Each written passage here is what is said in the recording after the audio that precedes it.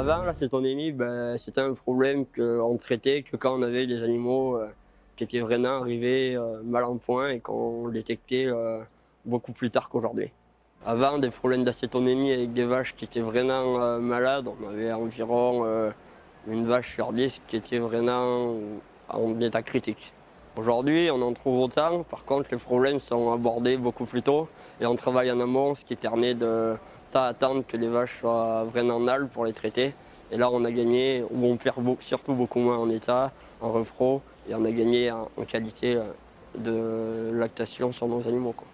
Donc 15 jours avant le vélage, je fais un test de VTOH sur tous mes animaux pour voir leur taux, s'il est bon, pas bon, et s'il y a quelque chose à faire sur mes animaux ou si tout va bien pour eux.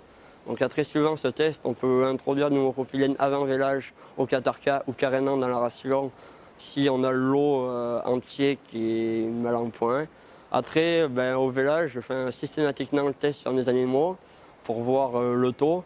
Donc avec le test de VTOH et le taux de DTOH, je constate si mon animal il est mal ou s'il n'y a pas grand chose à y faire. Donc ils ont systématiquement un peu de propylène les premiers jours au robot.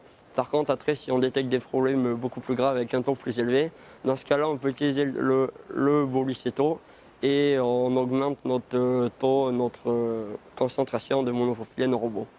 Et après, je refais souvent un test 15 jours après, suivant pour mes animaux, suivant la courbe de lactation, suivant l'ingestion, la rumination, toutes ces informations qu'on a été avant et qu'on a aujourd'hui facilement sur notre logiciel du robot.